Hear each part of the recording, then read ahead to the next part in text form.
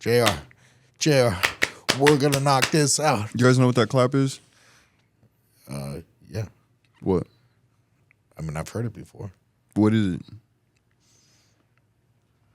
Let's go. This is a black dude. This is a black dude test right now. I'm giving you a black. You did a black dude test and two white guys.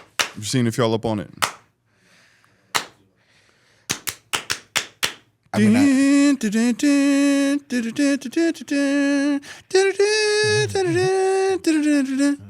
talking about the car wash. Oh, that's car wash. That clap is car wash. That's a Specific, car wash yep. clap. Oh, this is gonna make a good one. Good short. Get it, Nathan. what I'm saying? Get it, Nathan. Yeah. They say wise men speak because they have something to say. Yeah, they also say fools speak because they have to say something. Well, Here we are. Yeah, Yeah, we bit that one. well, All right, well. relax. Are you ready? Welcome back to another episode of The Gambler and the Guardian. So happy to be here today. Hi, I'm Nathan, also known as The Guardian. And I'm Anthony. I'm known as a gambler. Way to intro us, bro. Come on with it. Let's go. Yeah. All right. Episode number 6. Episode number 6, man. First of all, how you doing today? I'm doing all right. You know, finally had a little sunshine outside. It's been raining for, feels like forever. Bro, I've been dealing with so much at my house with the water, man. You know, I live, down in the Bay there in Castro Valley. And there used to be this hill behind my house. Yeah. And, they knocked down all the trees and they built all these houses back there.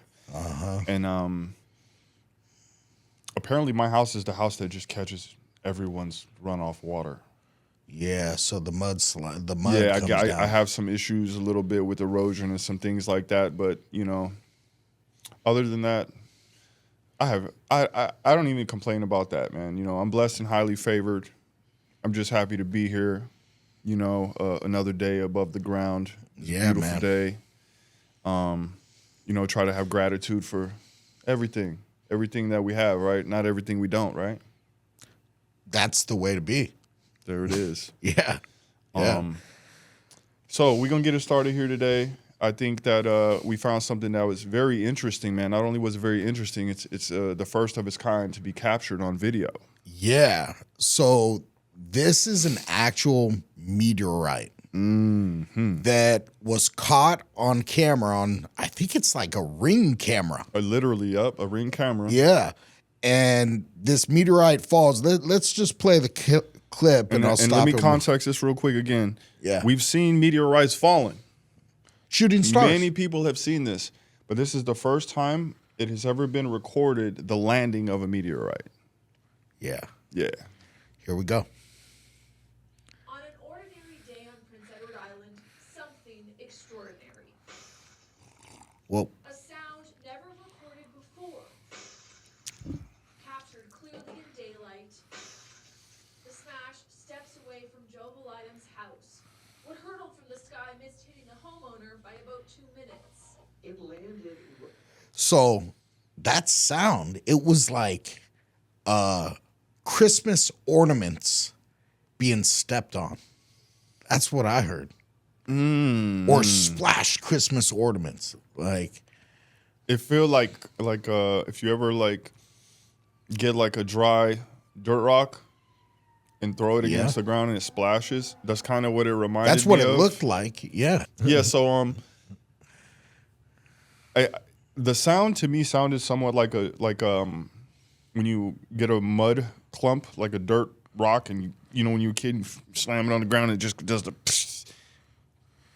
or like maybe even like dry ice. I don't know if you've ever seen dry ice hit the ground. It kind of looked like that to me.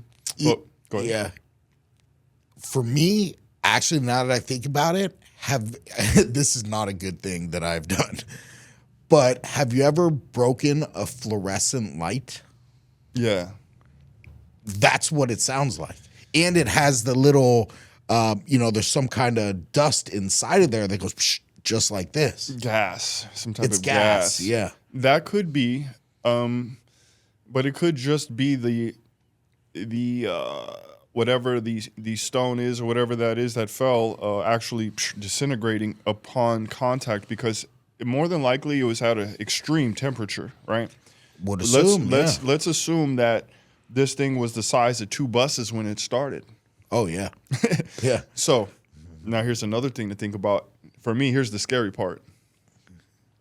That little ass meteorite made it. You seen that little sound that it made? Yeah. And it left a spot Yeah. on the ground, like like destruction, right? Like a little mini crater. Like, what if like something sizable really does hit the earth, bro? Yo, we ain't ready, bro. Yeah. Well, that's what killed the dinosaurs, right? So they say. That's what they say. Yeah. Well, let's see more about what they say and see that spot you're talking about. Right between my legs where I was standing. He left to walk his dogs. When he got back, all he saw was a mess. We had no idea what it was, and we were cleaning it up and going to throw it away. But a neighbor heard a crash and questioned, was this a meteorite? The homeowners wondered too when they saw their camera and sent photos to a meteorite expert at the University of Alberta, who Oh, happened wow. to be on his way to PEI for a family vacation. Chris Hurd confirmed that Prince yes, Edward this Island. was a meteorite, the first ever recorded to land on PEI, but also a first for the world. It's the first time that we've ever Dang. kind of recorded all of a meteorite First ever. hitting the surface of the earth with sound included. Damn. The sound of a space rock about the size of a kiwi shattering on Kiwi. impact. Okay. When I showed it to my wife, I don't she even said think it was that big. like ice breaking. Yeah. Like if you took a chunk of ice and just smashed it, right? It's Yeah. remarkable because it's never really been heard before. On an ordinary Wow. Yeah, pretty interesting. I mean, my Bro. relationship to meteorites is just shooting stars, right? That's Yeah. essentially a meteorite. Yeah. And I've had experiences in the past where, the Perseus meteor shower. Have you heard of that? Yeah. And so I took Arabella and we went out and laid on the back of the truck and no joke saw 150 shooting stars. Wow. Yeah. Over probably 3 hours, middle of the night. And it was just, one of those things where normally teenage girls want to be on their phone. She wasn't worried about it on her phone. She was just like staring at the sky. If you stare at the sky for long enough, you're going to see something. It's not even a question. Like one night, I was with a couple buddies of mine. We were in Utah. We were eating mushrooms one night. We were outside we were laying down on this trampoline. We were There there you go. for hours, but we could see this on the same line going over. Like we saw it, I think 2 times, maybe 3 times. The International Space Station, you can see it. Oh, really? Yeah. So it's like, again, most of the time you're like looking around, and you're like, if you like literally lay there for long enough, you will see it. Yeah. You will see. You're definitely guaranteed to see some stuff up there. Oh, yeah. Yeah. Yeah. Some of the best times that I've had were just like that. Well, on mushrooms? I've had some pretty good times on mushrooms for sure. Mushrooms looking at the stars, man, that's pretty hard to beat. Outstanding. Yeah. But some of the stuff that you're seeing, I don't know if I actually trust what I actually saw. If that's, because they make it more vibrant. You're definitely more in tune with light related things when you're dealing with shrooms. It's just the plane that exists between the earth and the sky. That's the place that you go to when you eat these medicine. When you like take earth-based medicine, that's where you go to. It is not like something that's outside of the universe. It's a part of our universe, but you need earth-based medicine to access it. It's not that it's not there all the time. It's just that you can't see it. You can't see it. Because you're not enabled. You know what I'm saying? So that's just you didn't turn on that switch. yeah. That's all that is. But so dude was explaining like I don't know if he tried to make. Maybe I'm reading too much into it. I feel like he tried to make it sound like it like landed between his legs or something. I know, I heard He was like, that too. yeah, we know you walk by there every day. Of course, it landed between where your feet would be, like in your front like, come on, bro. entry. Like, bro, they already said you weren't home, dog. All right, it's already cool enough that it happened at your house, brother. Hey, let him get his moment, man. Let him get his moment. Yeah. But yeah, that was a good one. We thought that we would want to share with you guys because again, it's the first time on the earth that this has happened. Yeah. And it has been caught on camera. So Yeah. there y'all go. Thank goodness it was only the size of a kiwi. From what I saw in the picture, it didn't look like it do much damage at all. It also seemed extremely like it just shattered into dust. So it's like, Again, I don't even know if something was it has bigger. gone through, and this is the common thing that happens with meteorites, right? As they travel through the Earth's atmosphere and they are exposed to this extreme heat, right? And when this happens, a lot of the times it is decomposed. So Yeah. when it does hit the ground, it's not gonna do much of anything unless it was something that was so sizable that it could, that the atmosphere could not break it down enough, and then you have some crazy event. I've heard that. I've heard that. They have amazing craters in what at the time when they fell there, right? Patagonia, in Argentina. Yeah, they have some amazing. So there's a stone called Moldavite. I've heard of it, actually. So Moldavite, I learned this from my brother Mario. Mario the R&B singer. Yeah. It's one of my best friends. And I had got a stone because he's very into stones, man. And I got him this one stone, and it was pretty. I thought it was small, but when I gave it to him, he was like, "Whoa, where did you get this?" I was like, "I got it from my buddy's store." He's like, "Yeah, this is Moldavite." He's like, "This comes from outer space." I was like, "What?" Oh, you didn't know? Oh, I had no clue. All I knew is him, and all I know is when you go buy a stone, you feel it. When you touch it, you know it's the right one. Yeah, and that's what happened. Gotcha. So he's the one that educated me on that.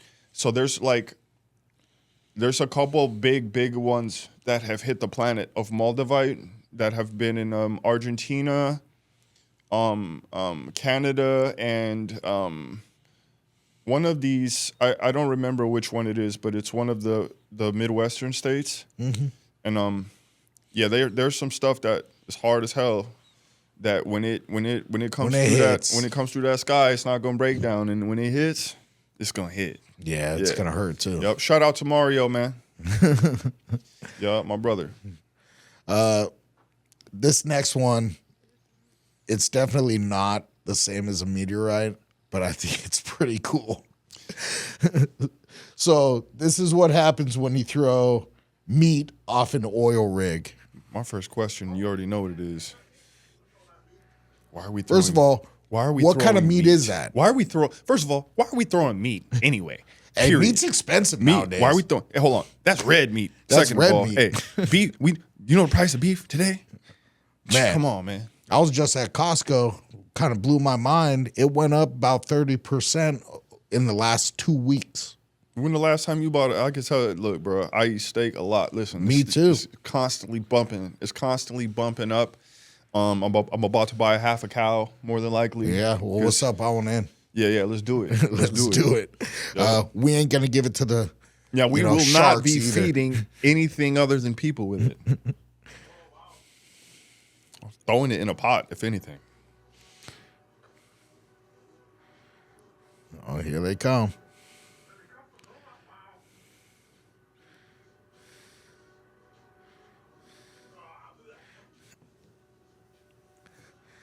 So the frenzy is about to get going. Dang, there's a lot of them down there. Those look like bull sharks. Yep, I think so. Wow. I mean, this oil rigs in the middle of the ocean somewhere, right? Like, does no one on the oil rig ever desire to possibly take a swim outside the oil rig? Like, why are we doing this? Like, are we setting ourselves up for catastrophe? Like, if something happens and we have to Go in the water. remove ourselves immediately, we have to just jump right now. Are we not going to be all the way in trouble because we did this? Oh, Like, you're in trouble. Don't feed the pigeons. You know, you might end up with something on your shirt. This is a thing. Yeah. You know? You have to respect the nature. You know, part of it is like you don't want to mess them up, like, because they're not used to eating cow in the middle of the ocean. No, but how about being fed? Right? They're not used to being fed, right? This is like, is this gonna make them lazy? Is this gonna like take away some natural prey drive for them? Is this gonna have an impact in that way? I'm just curious. I don't know what the hell I'm talking about, but this is just some things that come to my mind that I wonder. Yeah, that's possible. But I mean, it's also pretty cool if you're stuck on an oil rig in the middle of the ocean and you're like, You ain't well, got I got nothing some to do. scraps. Let's see what kind of. Yeah, if I was out working on an oil rig, I definitely would have to have a PlayStation on that mug. I have to have some other things to do because why are you not out there with a fishing pole with that meat on a hook? Is my question. Catching them and being like, come look on, what I we caught could- from the. We could oil feed the rig. rig. We could feed the rig. Yeah. One of these. It just one, probably. Yeah. But now shout out to those dudes anyway, man. I don't know what they got going on out there, man. I know they bored as hell out there when they're not working. I'd assume it's one of those jobs that is pretty dangerous, Extremely. very lonely, and you make a lot of money when you're out there. That's the only thing that keeps you going right there, bro. Because if not, it's got to be like being locked up. Oh yeah, 'Cause yeah. There's a bunch of these Definitely guys, ain't no women on these there. guys that work out there. They're not common folk. Like they're not like regular guys that walk the street. This is what's called roughneck, Yes. right? So like, there's certain people that do certain jobs that fall into that category. To me, the oil rig guys are one of them. The other one is like Crabs. those guys are also roughnecks, but the iron workers, Iron on workers. construction sites. To me, them the baddest man walking around. Lumberjacks, bro. Lumberjacks as well, but lumberjacks is has fallen off a lot in the last so many years. Well, they got all the machines now. Yeah, that they're do a lot doing of the work. Yeah, they're getting automated with stuff like that, and also, sustainability means a whole lot. But those guys that's out there. What I was getting to is that having to deal with the psychology of all of these types. Literally, it's like being locked up. Like these are I all mean, some on the rig. On the rig. it would be similar to going to prison in you your damn head. right. You damn right, because you're out there with these dudes. So any one of them roughnecks could do some crazy something at any time. They're just like that. Yeah, You know what I'm saying? I could imagine that would happen too, Like, especially cooped so there's up. everybody has a different job, I'm sure, right? But there's certain people that's like on the construction site, them iron workers or them dudes that like everybody kind of like stays away from them dudes. They kind of like got their own clique. Everybody like respects them, but they like kind of like, I don't think I want to mess with that guy. You know what I'm saying? Yeah, And the skinny, wiry dude that like you're like that you dude. can see 80 veins popping out his Yeah, forearm. exactly. Popeye. That his face looks like leather. That guy, Yeah, him. yeah. Those are tough people right there for sure. I got to have some really cool experiences with some of those guys when I was building towers, man. Dudes are some bad boys, man. Yeah, you've spoke about the towers a few times, but what was your role in? I was a tower erector, right? So I used to build the towers and also service them. So I'd climb up there. So you'd climb to the top of those towers. Yeah. And Wow. So I got to share this. The first day I ever did it. So these guys that climb these towers, a lot of times they climb up there with up to like 80, 85 pounds of tools. On their back. On them, on these belts, right? Oh, on their belts, yeah. So you climb up until you get a little tired and then you hook off, you sit there for a second. When you say hook off, you mean like put the thing and you like. So the thing that you're talking about is called a lanyard, right? So there's two lanyards that you have on you when you do this type of work. One is called a positioning lanyard and the other one is the safety lanyard. Okay. The positioning lanyard is the one that clips on one side of your hip and it goes behind your back and clips onto the other side of your hip. Okay. Okay. The other one is your safety lanyard, which it has 2 hooks on it, but it has a coil pack that's hooked up to a eye hook on your back. Oh. So when you go to where you want to be, you take your positioning lanyard, you hook off, you wrap it around a pipe, you click it in, and then you let go. Okay. You're just sitting, Yeah. floating, right? Oh god. And then you take exactly. And then you take those other 2 hooks, your safety lanyard, and you just hook them on somewhere just in case something fails and you fall. And But you're already you fall, hanging. and then you're but you a lot of times you have to take off your positioning lanyard to move. Okay, so when you take off your positioning lanyard to move, you have to have your safety lanyard, because if something happens while you unhook, Yeah. and you fall, you're out of there. Gotcha. Okay? So when you're wearing your safety lanyard, if you fall, it has a pack in it about this big that has a whole bunch of the strap on itself like this into a pack, right? Yeah. And it's kind of glued together. So when you actually fall, you get, it doesn't take long for you to start reaching terminal velocity, right? So you fall, you're going fast, and then boom, it pops out and it does this like suspension thing, so it doesn't break your back. When you hit it. Yeah. Yeah. So the first time I ever climbed, I was only climbing an 85-foot tower called a monopole, right? Okay. So I climbed up with the guy. I never done it before. The guy asked me if I was afraid of heights. I was like, nah, no problem. So I have a sister. She had this ex-boyfriend that did this for a living, right? He was like, yeah, you want a job? You afraid of heights? Come on, dude. Of course not. You know what I'm saying? The truth is, I didn't know if I was afraid of heights or not. I knew I was not afraid of where I had been, but I had never been Up there. up there. So this day I go to work, I climb up the tower, I get up there, I'm with the guy. The guy hooks off, and he goes, all right, hook off. So I take my lanyard, my positioning lanyard, I throw it over the pipe, I wrap it around one time, pull it down, and I go like this. He was like, bro, you know you got to let go, right? I was like, nah. Because your hand, you're holding it. Yeah. Hell yeah, I'm holding on, I bro. will be too. And that's when one of the first times in my life faith came about. Real faith. Yeah. So we always talk about that. But faith, when you test it, if you really believe in God, when he said to me, you got to have faith in your equipment, Yeah. I was like, damn, because you have to let go to work. Yeah. I was like, oh man, damn. All right, fine. So I let go. I was like, oh shit, I'm floating up here. Okay. But it's bugged out. Yeah. There's never a time like you get used to it, Kinda. but it's always a thing like when there's nothing but air under your ass. So, bro. And then the guy pulled his pipe out and started smoking weed up there. I was oh my like, gosh. what are we doing here? Yeah. I've had that feeling. I went, what do they call it?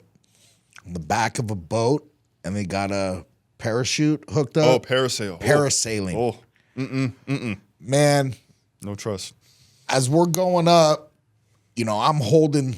Your vest. And the Yeah, shoe, right? You're yeah. like, I'm holding the thing the whole time. My hands are like turning white because I'm holding it. We're going up, and we just keep going up. We went up 800 feet, and in the back, this is in Lake Tahoe. That's pretty high.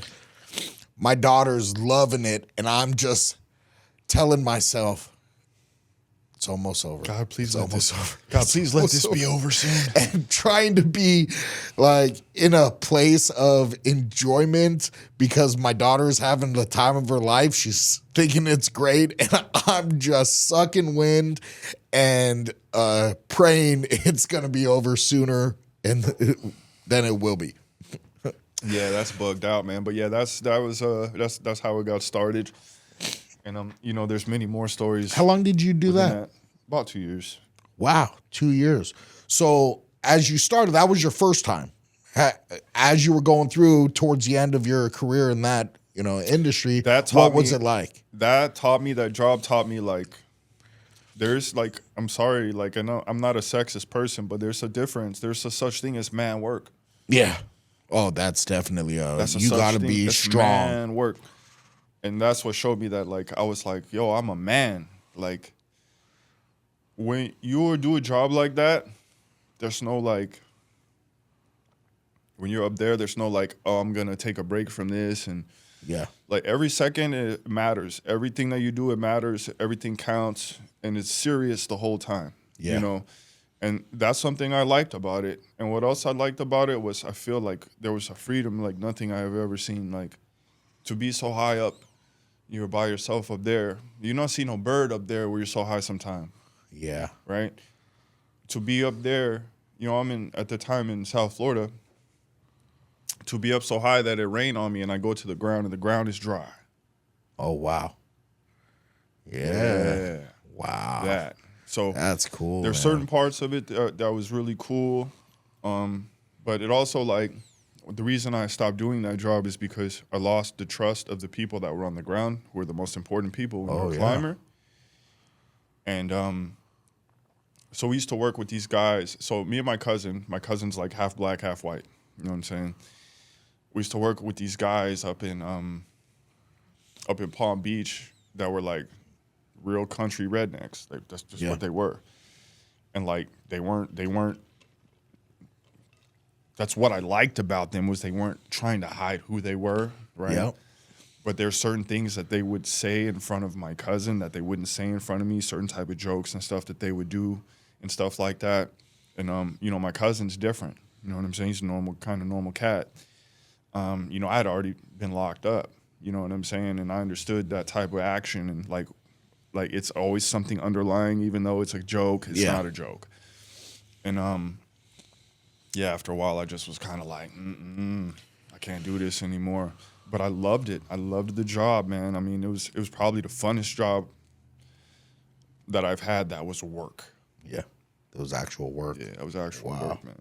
Thanks for sharing, bro. Thanks for asking, man. Yeah, I didn't know about that stuff. This one's crazy. Oh. All right, we're gonna let it replay a few times. All I gotta say is, look, if you see this cup right here, you know who this is right here? This Deadpool. You about to watch Deadpool right now. Hey, for real. This dude right here is Deadpool. We need to find him.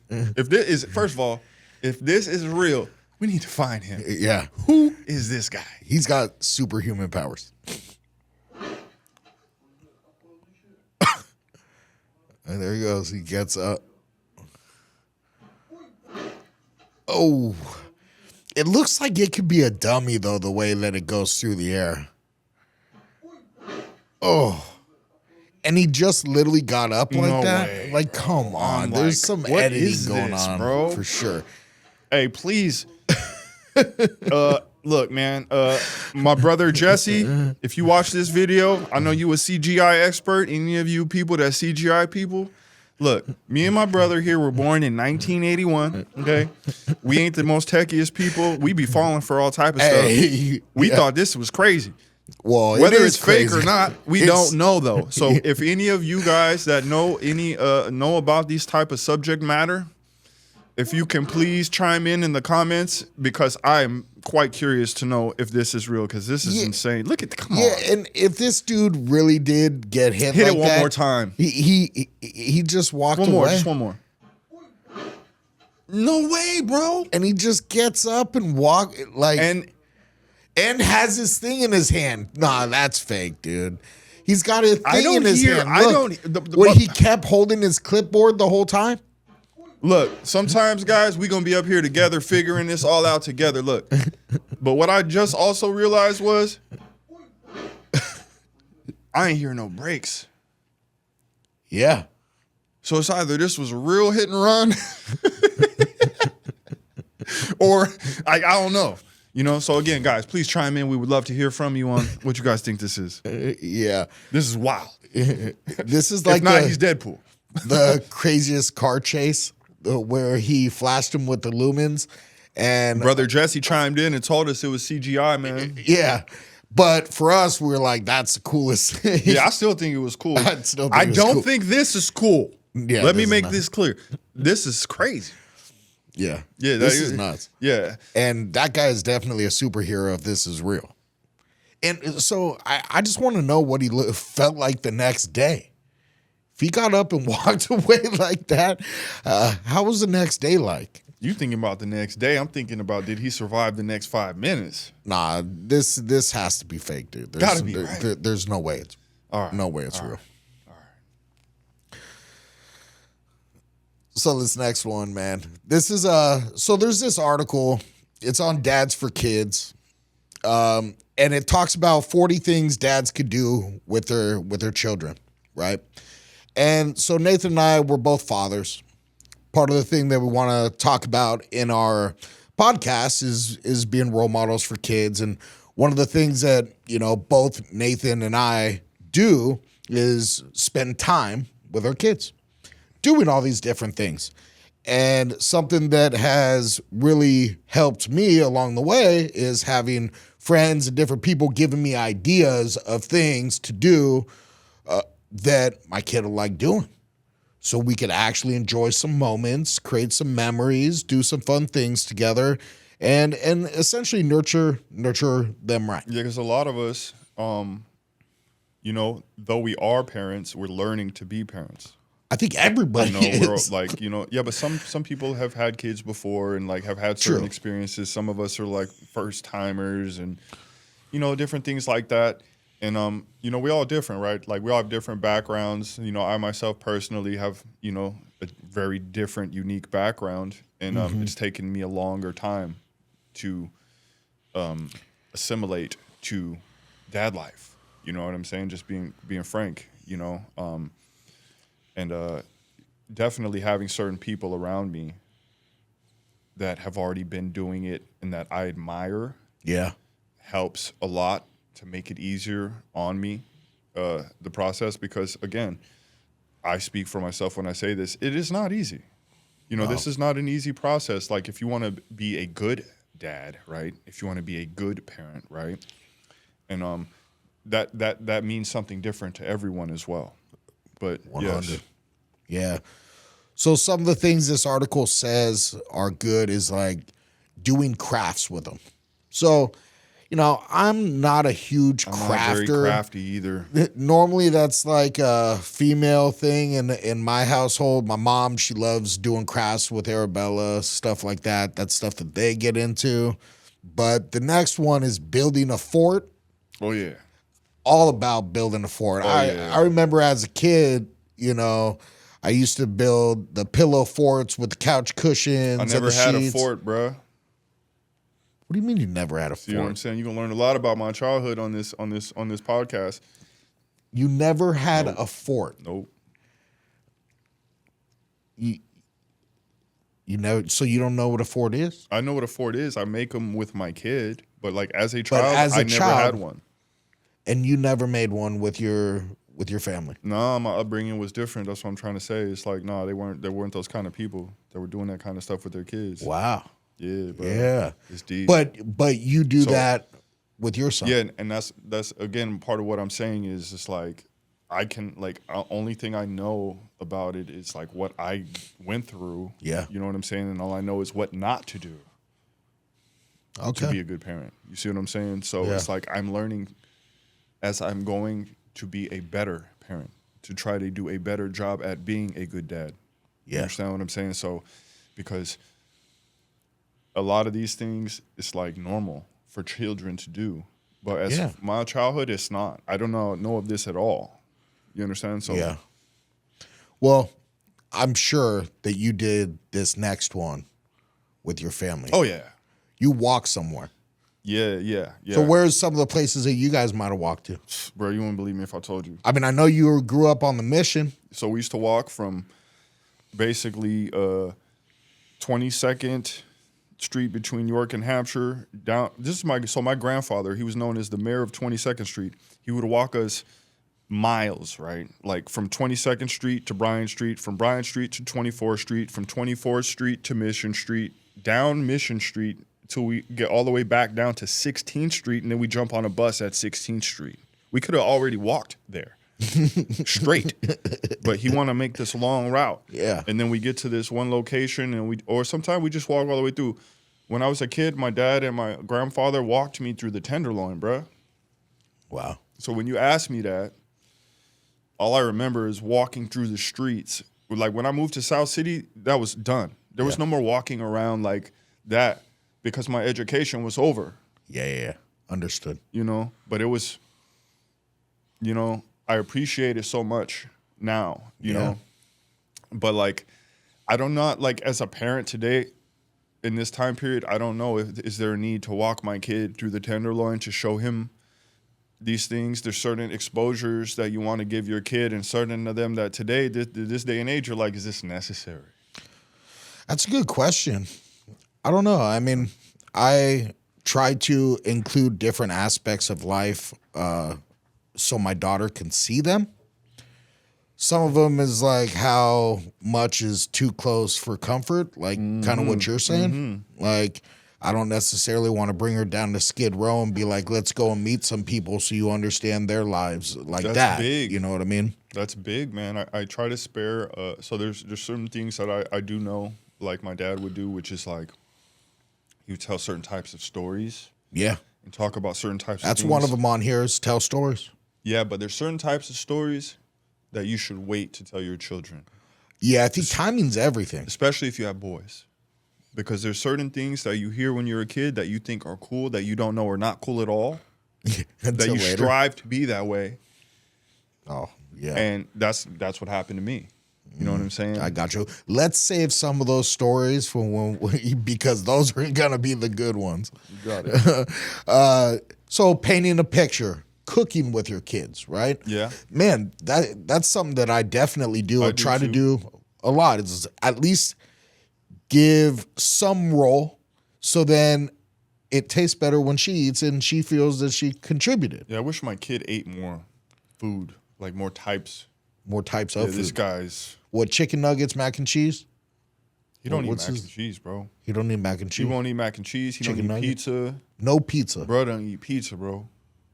How do you not eat pizza? Bro, it's different, man. So what's his favorite food? He don't have a favorite food. Okay, what foods does he eat? He likes Cookies?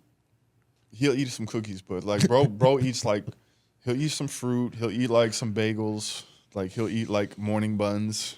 Oh, yeah. Like he likes a lot of bread. I remember bro. when I was over, you're like, don't eat that, Don't man. touch That, it. don't Bro, touch he will that. get on your line, bro. He will get on your line about that morning bun, bro. Like, you serious. Wow. Yeah, but Okay. he don't eat it, like, he doesn't eat, like, chicken. He'll eat a nugget, but anything that looks like something, like, nah, all that meat, he don't eat no real meat. Like, he don't eat beef. He don't eat, like, he does not eat, he might eat some fish sometimes if he wants it. He'll, he'll eat seaweed, though. Bruh, yeah, bruh's on some whole other vibes. Wow. Yeah, he's on We'll some see whole how- other vibes. how shout that- shout out Nyan. Yeah, what's up, Nye? Ball game. So, anything having to do with the ball is fun, right? I mean, we steady, in the truck, there's always a little miniature football and a volleyball because never know when you're going to have an opportunity to just be like, all right, let's throw the ball around. Some of the best moments I had as a kid was playing catch with my dad. Not that it happened a lot, but I still remember to this day. Yeah, I remember Playing this catch. too. I feel like that too. Like maybe not so much, but like I remember my dad teaching me how to catch with a mitt. Yeah. There's certain things that definitely I remember like from that time period with him. Yeah, I'll never forget that. That was one of the prime moments, Yeah. How about wrestling? Wrestling with your kid. You do jujitsu, right? Yeah. So do you do jujitsu with Nine? Sometimes. Yeah. I know he Yeah. goes to class. Yeah. Most Yeah. of the time when he hangs out with me, he just wants to chill though. Like Yeah. But yeah, he goes in Every now and again, he feels like jumping on my back and trying to get at me a little bit. Yeah. Build something with boxes. Cardboard boxes combined with children and some imagination can be a lot of fun. Add some recycling material and the sky's the limit. So that kind of falls under the category of forts Yeah. to me. Totally. My kid is a fort monster. He makes forts out of everything, bro. Everything. And the thing is, he'll have it up there for a week, bro. Like, Yeah. it ain't coming down, bro. 9 builds a fort, it ain't coming down until one of the dogs takes it down, bro. Yeah. Yeah. That's awesome. Sand castles, water slides on the front lawn. You know what? I still to this day have never did a slip and slide, Really? bro. I always man. wanted to do the slip and slide, bro. Man, I did one a couple, like maybe 2 or 3 years ago, and I just ate shit. Really? Oh, man, it was not good because I started running and literally did the slip, smack, slide. Yeah, I don't think you were supposed to do it like that. No, I was supposed to go like this, but I did the slip, smack, slide. Oh, Like, Lord. yeah, not good, man. I remember, though, being a kid, though, when those commercials came out, I was living in San Francisco, and I wanted to do that so bad, and I was like, that's crazy. It was like a concrete jungle I out was just there, going to bro. say, bro, Like, we don't have no didn't- lawn. Yeah. We got no grass, bro. Like, what is this? I definitely didn't do that as a kid, man. Like, exercise. So family exercise or workouts, garden together. Yeah, we do that. We do that when I'm growing different things. Game night. So a family game night. Yeah. We definitely do that in our house. Me and my boy get the Battleship in. Oh, really? Yeah, we play Battleship. But he's a gamer, though. He be like, my boy likes video games so much, bro. He don't care if he plays or if he's just watching, bro. He's like, yo, I can't play today. Can you play? Are you going to play? I just want to watch. Like, he's like Oh, that, bro. really? Yeah, Does he school you? He give you stuff that you didn't know to do? Bruh, see what I'm saying? I don't know. I'm literally at the point right now that I don't know if he's better than me at Fortnite or not. Like, he might be better than me right now. Might be? Hey, listen, How? bruh. Come on. Hey, bro, he's 8, bro. Back off. All right. Well, next time I come over, I want to see a challenge because I don't think. It's not like we can play against each other. That's the thing. It's not one of those kind of games. Yeah. But Well, still, I like, have my he's own sweaty, judging bro. system. He gets good, bro. Sometimes I'm like, he be on them. He I be can't on them. imagine you could compete with. I'm just saying, my 8-year-old be getting victory royale a lot. Oh, even I'm know sorry, what he's that is. 9. Sorry, 9. Yeah, he gets victory royale. That's when you win. When you start with 100 people. Oh, you win the whole thing. Yeah, bro gets victory royale a lot. Oh, damn. That's what I'm trying to say. Yeah, he's definitely whooping on you. I guarantee it.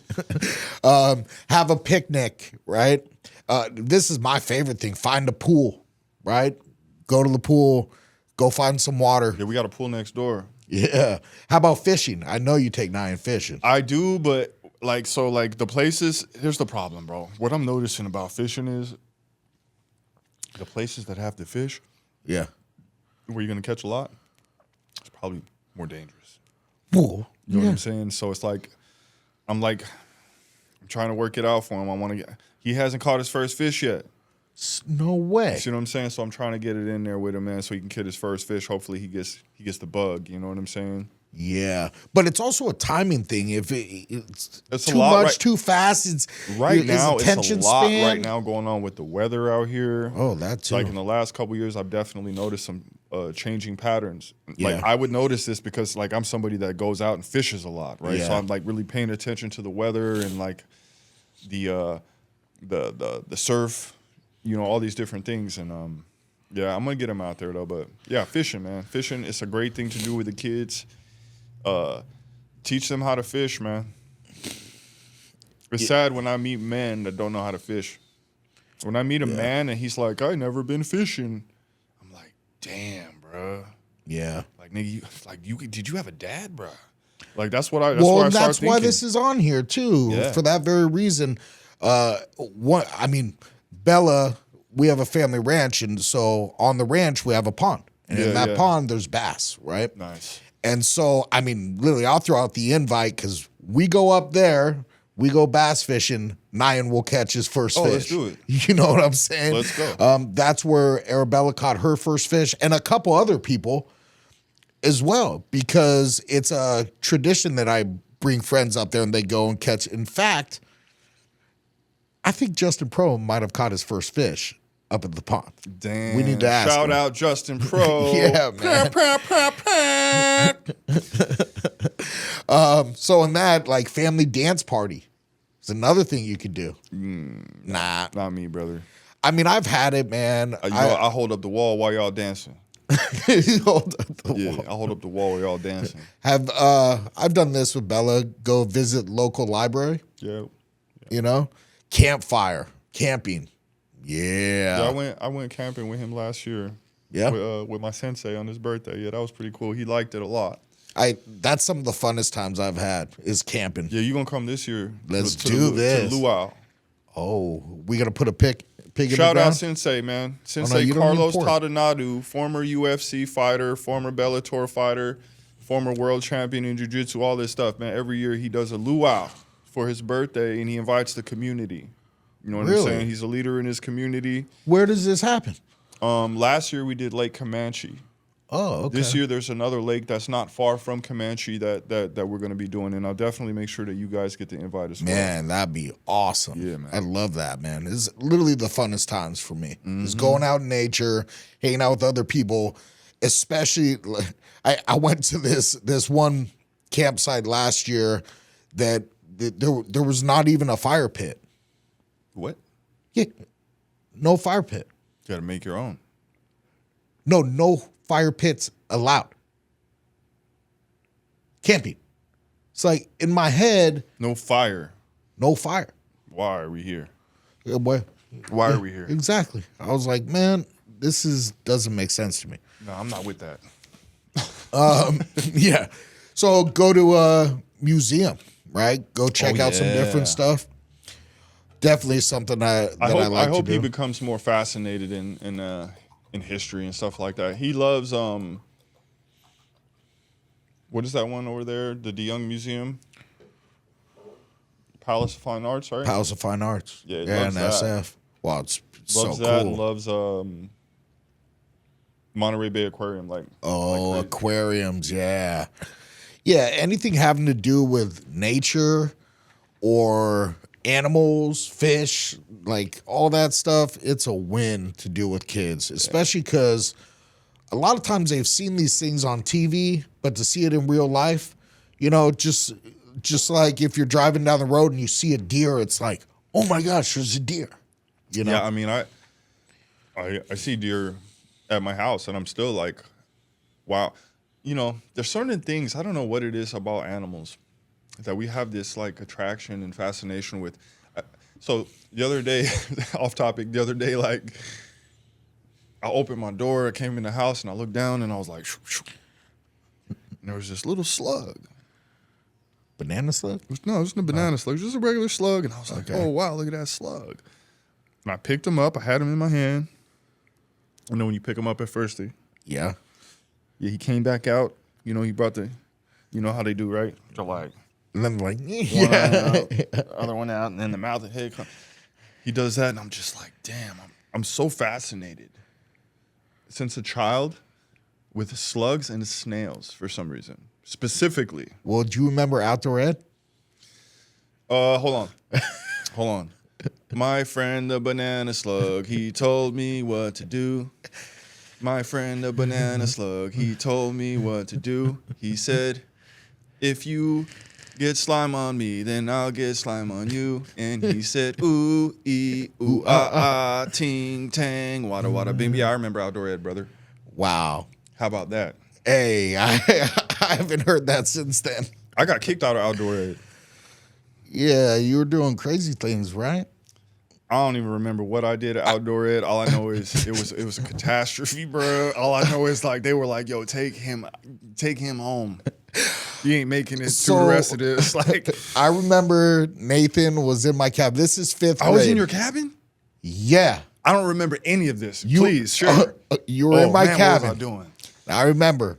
It was the first night, right? No. It was the first night. We all got our little bunks. There's probably like 10 kids in there, and there's different schools where they kind of split people up. We were with Ponderosa. And we were with Wally Cervantes and stuff from different school. Wow. That's the first time I met Wally Cervantes. Really? Yeah. And so Nathan comes up, and this is like it's bedtime, and we have a counselor person that's like 16 years old that's with us, and we're a little bit younger, you know, because we're 12 or What's something. his name? Bobcat B-Rad? Yeah, I don't know, maybe. So Nathan rolls up, and him and like two other dudes were like, we're about to sneak out. And I'm like, what? I wanted to raid some shit. Yeah. And I remember that. you wanted to raid some shit. I don't really want to talk about what you wanted to raid. Unless you're cool. Cabin raid? Yeah. You Of wanted to go course, to we the were girls' kids. cabin Of course. and raid the girls' Of cabin. course. I was like, nah, I'm good, man. I'm good. And the thing is, as a kid, you don't even know what that means. You don't even know what a cabin raid is. All I know is I seen it on TV, and we gonna raid that. So Nathan leaves. He never came back that I remember.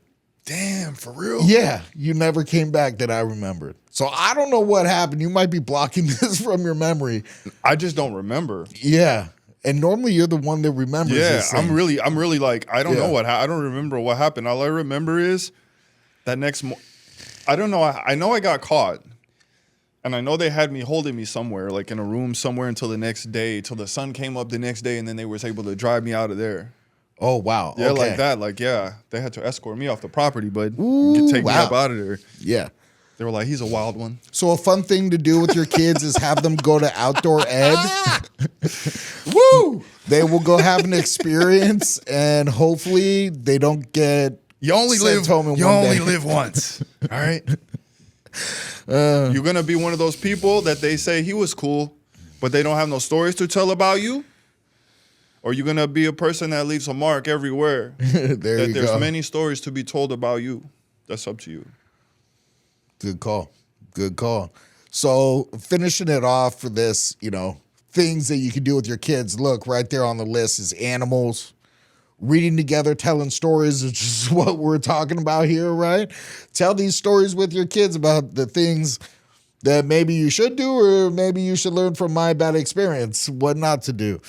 Yeah, And save those. movie marathons, like watching a movie always could be a good thing. It's just sometimes it's like, man, how old are they? Could they watch this yet? Can they, you know, that kind of stuff. Yeah. Yeah. The thing about the kids is the levels of maturity definitely differ on every child, man. And, Yeah. you know, a lot of times there would be certain ratings for certain things, and I'd be like, "Psh, yeah, my kid is ready for that. Yeah. Like, that's nothing.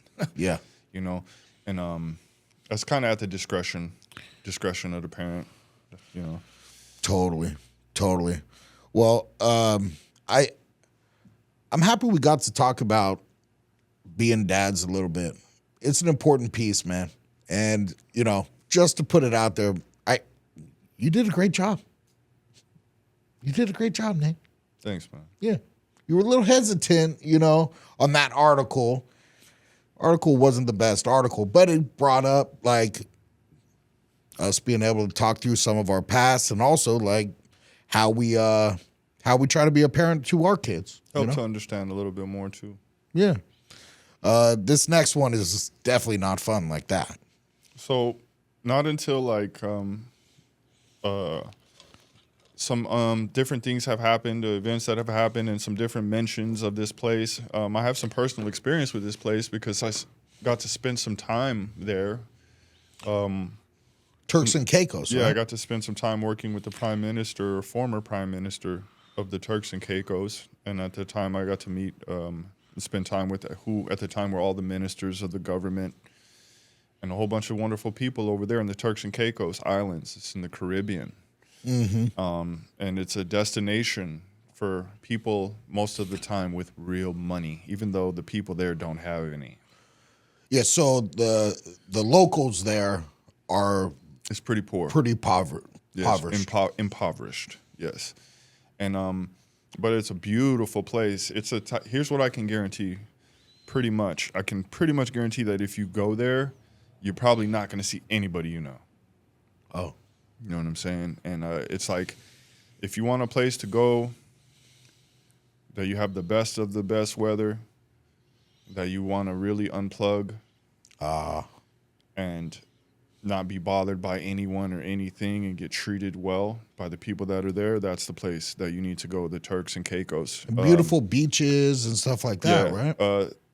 I like a place called, so there's like, multiple islands, but Grand Turk, and my favorite island over there is called Providenciales. Providenciales is beautiful. They have these amazing resorts on the beach.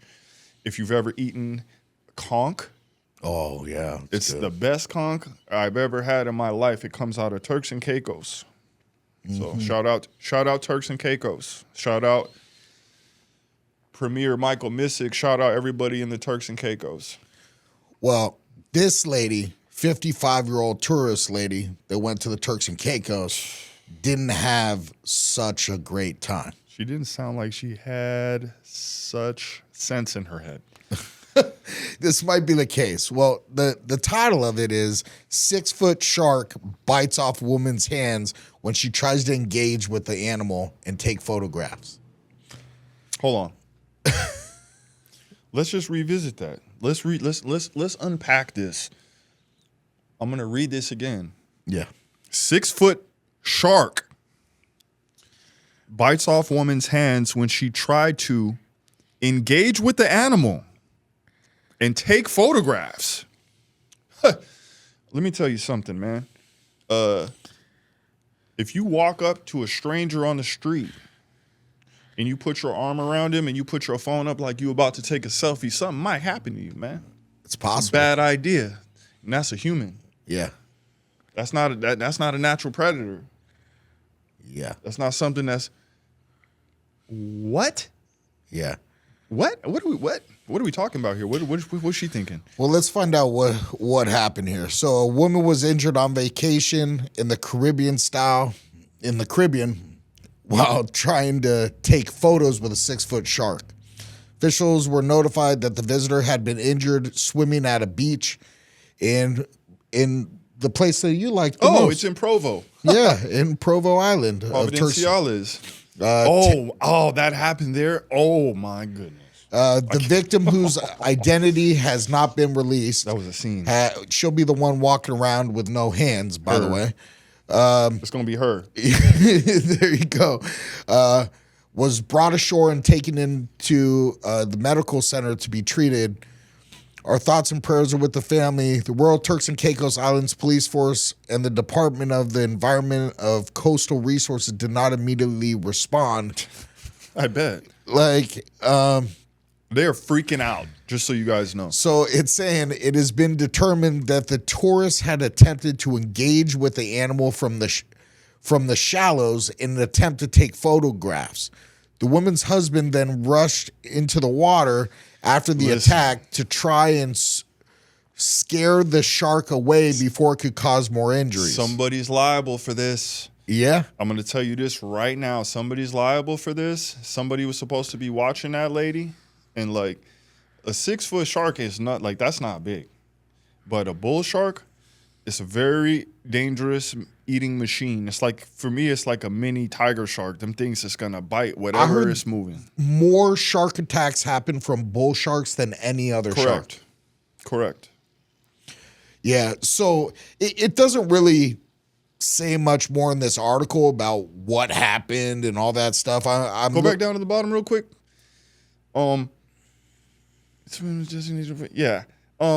She whatever she was doing, it was a bad idea. Let's just assume that. Let's just assume that you don't be like, ooh, let's try. Hey, come just get a little closer. Just nah, dog. Yeah, one of the comments: stop chumming and hand feeding sharks or on destination vacations. The sharks are smart and migrate for hundreds of miles over the seasons. They remember people equal food. We are teaching them to associate boats and humans with food. We are the problem. See, that's like that's what that's you going said. back to that oil rig thing. Yeah. It's like, what are we setting ourselves up for here? Come on, guys. Yeah. Seems like this lady got, that's like, look, taste of her own medicine in a way. That's like if you and nobody would ever do this. Like they would hurt you so bad if you did this. But like if you lived out in Montana Yeah. and you like left food out on your porch every evening for a bear. Yeah. Okay. Exactly. Yeah, it's not going to end well. Yeah. It's not going to end well. We don't do these things. So does this lady is she like a poster child for biting the hands that feed you?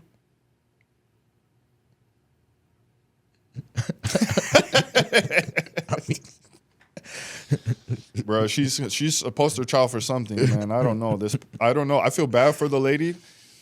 The thing is, I feel bad because obviously that person did not know better, right? That's what it is. People be living in, see, like I come from a place that, you know, the first fish I ever caught was a shark. I caught it under the Bay Bridge, and I've caught many more, and I've swam with these sharks in South Florida and other places in the Caribbean too. This is, you have to respect it. You have to respect the nature. You have to allow everything to be in its own space. You know, I don't know, man. Just when stuff like this, when you do stuff like this, it just, there's no way. Well, it's gonna. I mean, this lady never watched the movie Jaws. Yeah, but for sure. where she lived, you know, where was she from? You know, Yeah, she might have it been from doesn't somewhere say. that there's not even no water. Yeah. All the sharks she sees is on TV. Yeah, but when you see TV on sharks on but- TV, you definitely don't want to be sticking your hands out. Yeah, but don't think about this. All right, Bro, So- Shark Week. Okay, Shark Week. Think about when it's not Shark Week. Yeah. Think about when you're watching Planet Earth and Sir David Attenborough is narrating about sharks with his soft, gentle voice, and he's making them look gentle and wonderful. I don't think sharks ever look gentle and Other wonderful, people, bro. that's what I'm trying to say. They got the teeth that come out. They literally, have you not seen? Everybody's not scared of sharks like that, bro. I don't know, dude. When I was a kid, after watching the movie Jaws, I remember nighttime I had to like go from my bedroom to the bathroom. I'd like be sitting at the door and run because I thought Jaws was gonna get me in the dark. So that's the thing you need to understand about this, and it's a way of thinking. When you think it's about you at all, when you outside in nature, that's what it's about. That's why when I went to go out and free dive, when I go out there, I'm by myself, yeah, and I'm humble yeah. that I'm this big, and that it better not be about me. You see what I'm saying? Yeah, If not, you will never get in the water. yeah. You know, I cannot live my life like my whole life and not get in the ocean because I saw a movie because I think it's gonna choose me. No, dog. Because they don't attack people often, bro. They don't do it. Understood. There's probably more people that die because a refrigerator falls Literally, on them we than a scare shark. We literally scare sharks more than sharks scare us. Yeah, I get it. I get it. They're never where we are. They don't ever come up where we live. Thank We only go goodness. where they live. This is true. All right. It's true. Still, I think people are, for the most part, scared of sharks. You go to any water, including the pool, there's people that'll be like, well, I was scared that there was going to be a shark. It's like, you're in a pool. I understand the sentiment of being scared of a shark. You know what I'm saying? But like living in South Florida for so long, bro. Like, bro, there's hundreds of people in the water, bro. Like, people ain't even worried about that, bro. Like, Yeah. That's what I'm trying to say. Like, and when you go to the islands, when people are living off of the water, bro, like, people are like, Yeah. shark, you gotta eat them. Yeah. I mean, it's the same thing on the Nile. People are like, well, I'm not scared of crocodiles. And then all of a sudden, like, that, my friend, is a whole nother story, like, in comparison. You know what I'm saying? Crocodiles are man-eaters. Yeah, it is attacking. It is eating some, Yeah. all that. Yeah. That's not even I can't even compare the two. Yeah, To me, that's like night and day. Yeah. Well, this next one, the ring cam catches officer struggling with a man. Oh, Yeah, this one this gets ain't, crazy. yeah, I don't think this one's CGI, guys. Yeah. But we don't see the other side, which is probably a good Yeah, it's thing. probably a good thing we didn't see the end.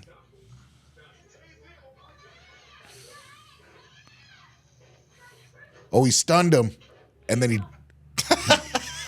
25 feet tall. He Fool. dropped down. Hey, why would you try to muscle anybody up on some stairs? So, see, that's something I had to learn early on right there. I know not to do that from experience. Oh man, he was out as he was falling. No, he was stiff. That's what he was like. Yeah, he was locked up. He probably landed. He looked like he was upside down, wasn't he? Yeah, man. I don't know if he made it. Yeah, he probably popped his grape.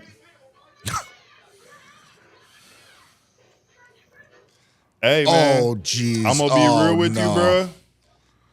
Hey, man. What happens when you play stupid games, Tony? You usually get hurt, man. You win stupid prizes, don't you? Oh, stupid prizes? Yeah. That's what that guy did, in my opinion. He played a stupid game. Like, bro, come on, bro. Look, I respect all law enforcement. I don't care what you have on. You know, a man is a man. If you got to tussle, if somebody violates you, you do what you got to do. You don't ever let nobody do you wrong. I don't care what they're wearing. That's my opinion. But what that guy just tried to do was stupid. Yeah, it was stupid. Unfortunately, he probably paid with his life. Run it one more time. Yeah, I'm running one more time. I don't know why he didn't just run down the stairs No, it and looked bounce like on the him. boys were trying to go in his house or something. He should have just ran. Yeah, I think you're right. They were trying to get in his house. And he was He's trying not to dead, stop though. him. I heard him scream. Ah! I heard a scream. Really? I didn't Yeah, hear listen, again. listen for the scream. It's there. The boy said, ah! What's going on? Your people just wilded out. Your people just crashed out. Listen. Oh. Yeah, he hurt Oh, bad. that's good, man. That makes me feel Hey, better. hey, look, man. I don't have no sympathy for anybody that's on crash out action, bro. If you're not thinking about the impact that what you do is gonna have on yourself and your family, bro, and anybody else, like, look, you might not even like the person that you're dealing with, but you got to think about they got people too. They got everybody. That's true. There's an impact on everybody, bro. And you just ready to crash out just because you ready to crash out. You deserve what you get, bro. Yeah. It's a tough thing, but Yeah.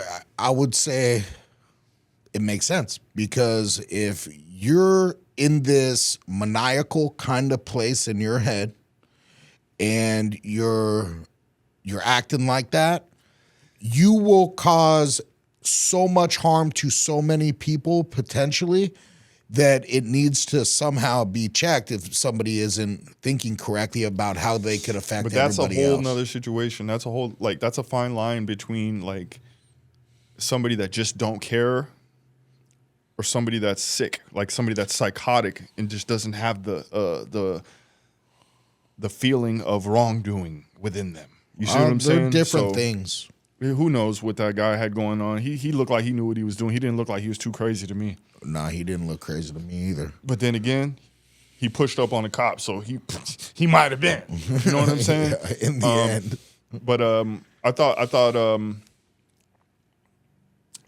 this next video that we're about to show, I am not, I'm not with it, bro. I don't do snow. I Yeah. don't do like the skiing, snowboarding and thing, but You do this. I saw this and I said to myself, damn, I would do this. I would love to find a place to do this. And I don't care if it's sand. I don't care if it's dirt. As long as it's not snow, I'll do this. I'll do this. All right, here we go. This is horde. I wouldn't do the backflip though. I ain't on that. Nah, you wouldn't. For sure you wouldn't. So, okay, watching this, and I go snowboarding. I know what it's about. This is pretty hard to imagine. They got to have a pretty big hill for this guy to get the kind of speed that he's getting to go over that stuff. That's so dope though. And it doesn't look like the hill itself is even it's that steep.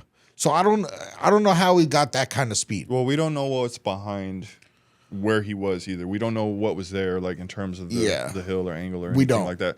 I go to many beaches and fish like that. I have to like literally go down these deep. I probably have somewhere we could do this actually. Yeah. Yeah.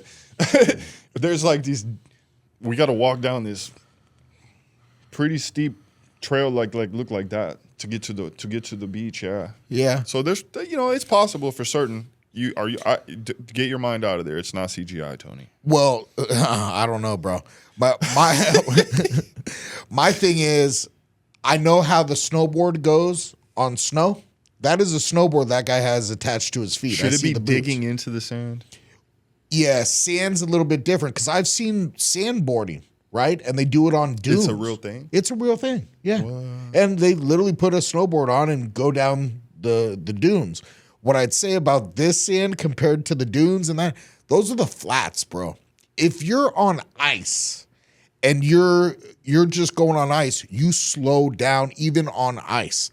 On sand with that kind of bro, I'm not sure if this is real either. Damn, bro, why you out here bubble burst? Listen, bro, I didn't have. Look, bro, we ain't come here on here to have you out here bubble bursting today. All right, you out here bubble bursting today, man.